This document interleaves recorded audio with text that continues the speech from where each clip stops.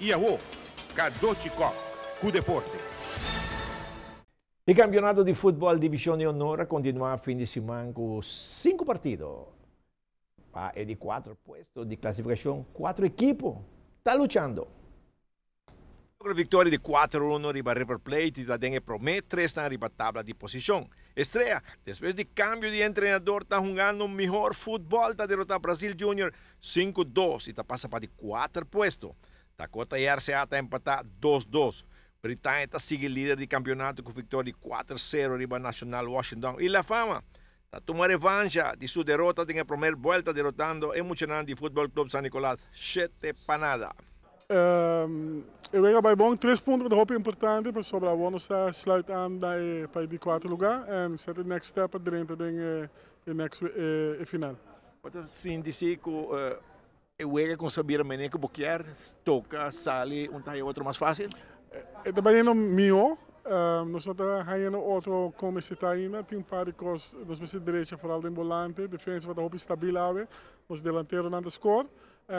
Aansluiten bem, nós sabemos melhor e melhor. Mas nós uma, mas nós tem de virar melhor. Você vê que de 2 vueltas que La Fama da traz muito mais melhor. Traz melhor que o primeiro volta, pero diferente. Nós estamos começando bom pia no primeiro round, de 2 rounds, nós estamos perdendo 2-0, depois do último 82 minutos, bola perde 2-0. Pero a vez sim, ela vai full fault. A vez unicamente time que vai left para bem arriba, para aguentar tanto time grande, porque é para mal viaje, não está acostumado ainda, não? Pero a mim está convencido pouco a pouco muito aqui, e o qual me está sendo aqui na Cadochi. Me falta 4 vezes ainda, Brasil com River Plate, nós expectamos para pontos se ganham, pero outros 2 também estão usando como wegi fogueio. Fogueio para aqui que é o importante mesmo, é o de promoção de gradação. E não nos tem para ganhar. Se nós quedaríamos, tem para dar duro, que tu me aqui como o de fogueio, não há score, diz que o futebol é regra. Eu gosto de Cadochi, sabe? Perdi essa hora, essa para aqui, nossa chance, nossa mentalidade está bom. Pensei me tá com ante dia já.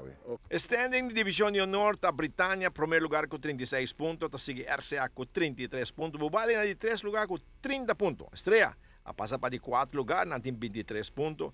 Deportivo Nacional Washington, 21 pontos. Dakota, 19 pontos. La Fama também tem 19 pontos.